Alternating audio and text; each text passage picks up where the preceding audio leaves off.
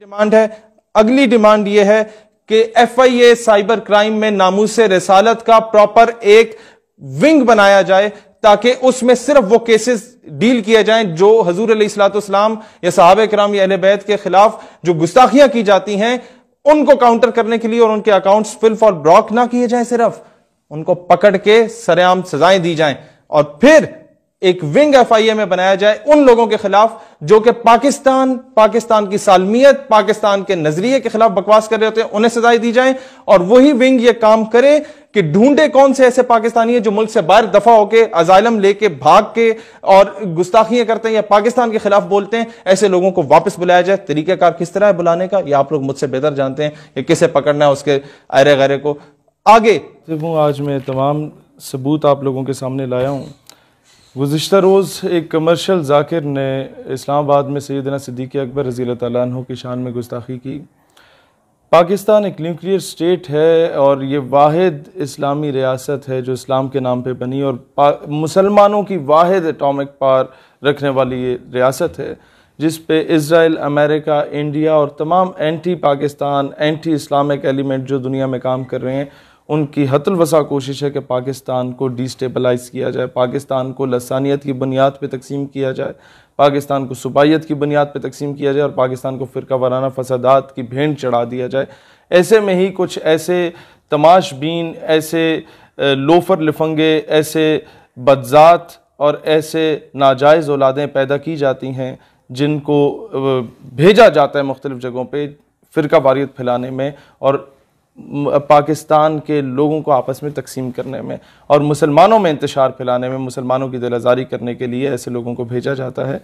और उसकी सबसे बड़ी वजह क्या है, ये गुस्ताखी क्यों की गई? क्योंकि इससे पहले कानून अमल में नहीं आया। इससे पहले कई केसेस रिपोर्ट किए गए, FIA के साइबर क्राइम विंग में पाकिस्तान टेलीकॉम अथॉरिटी को साथ भेजा गया, लिंक्स उनके ब्लॉक हो जाते हैं, वो लोग पकड़े नहीं जाते, उनको पकड़ने से पहले उन तक रिपोर्ट पहुंच जाती है कि जनाब आपके खिलाफ कार्रवाई हो सकती है, अपने अकाउंट ब्लॉक करो। वो ब्लॉक कर देते हैं, सबूत मिट जाते हैं और वो लोग बाहर होते हैं, वो ID चेंज करते हैं और फिर गुस्ताखियाँ करते हैं और फिर मुसलमानों की दिल आज़ारी होती है, फिर सड़कें ब्लॉक होती हैं, फिर धरने होते हैं, फिर कहा जाता है मुल्क के माशी इस्तेसाल में है, और कोई इस तरह का ना खुशगवार वाक़या होता है तो हम FATF की जद में भी आ जाते हैं। और इन सारी चीज़ों का ज़िम्मेदार कौन होते हैं? वो लोग होते हैं जो इनको प्रोटेक्शन दे रहे होते हैं गवर्नमेंट में बैठ के, वो लोग होते हैं जो इनके ख़िलाफ़ कानूनी कार्रवाई नहीं करते। सबसे पहला केस आपके सामने लाता हूँ जो गुस्ताख़ रसूल का, गुस्ताख़ सहाबा का और गुस्ताख़ अहले बैत के तमाम केसेस मैंने इकट्ठे किए पिछले 2 साल के, सिर्फ मैं आपको डाटा दिखा रहा हूँ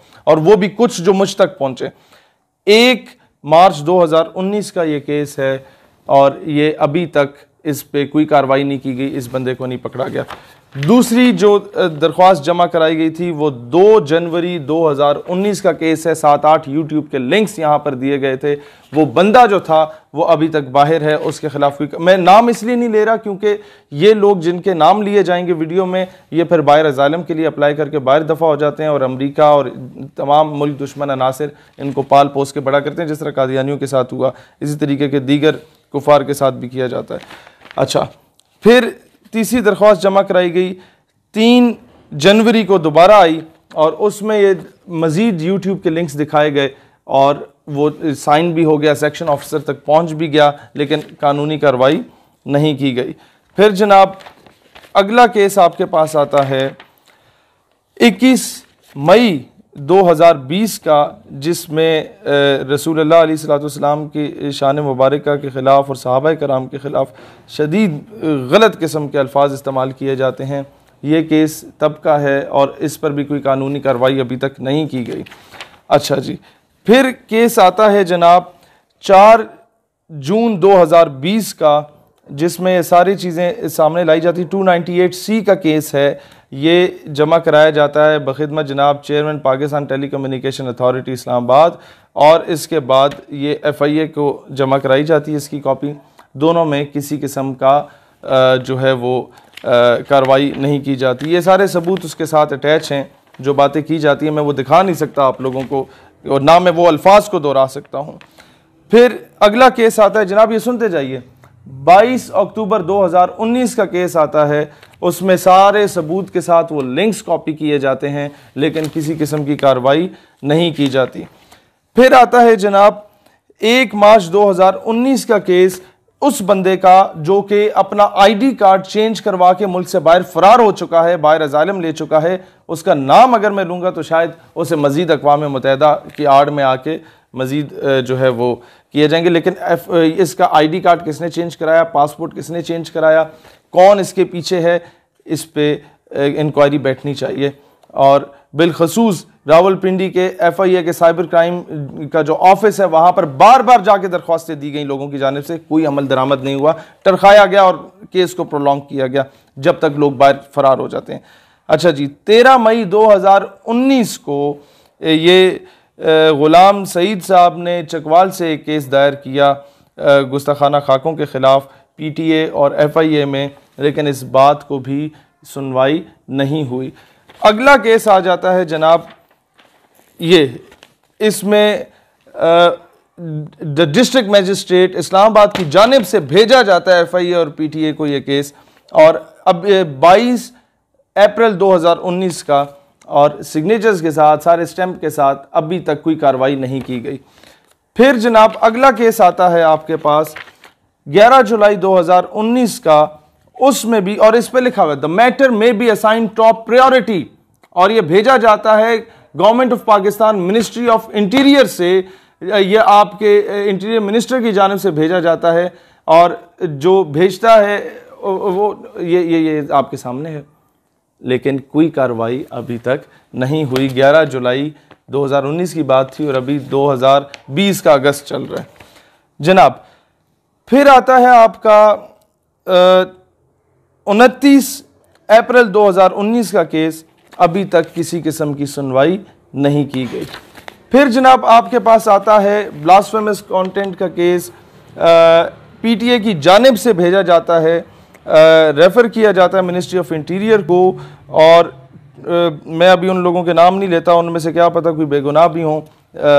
जिन ऑफिसर्स के पास गया, लेकिन